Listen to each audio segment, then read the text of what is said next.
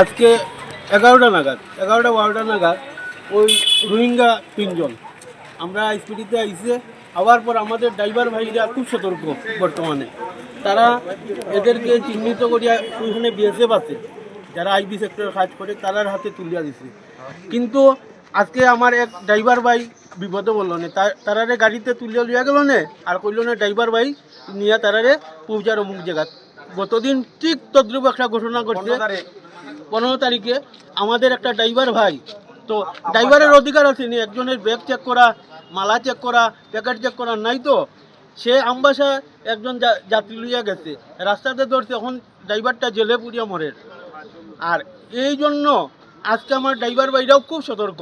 এই সতর্কতার কারণে 3 জন রোহিঙ্গা ধরা পড়ছে কিন্তু প্রতিটা ক্ষেত্রে দেখা যায় ড্রাইভারটা বিপদে পড়ে ড্রাইভারটা আবার ওই যারা স্মাগলিং করে এরারে ধরিয়া দেয়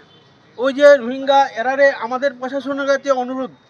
আমরা ড্রাইভার ভাইরার কারণে আজকে এরা ধরা পড়ছে আর ড্রাইভার ভাইরা লাস্টে গিয়া ওই জেলে পুড়ে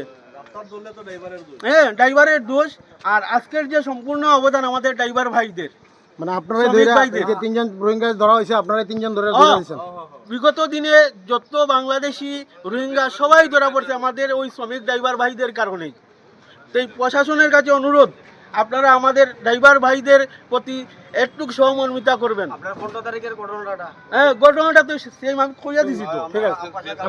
আপনার কি নাম আমার নাম অর্জুন দেব ধর্মনগর আইসপিডির ম্যানেজার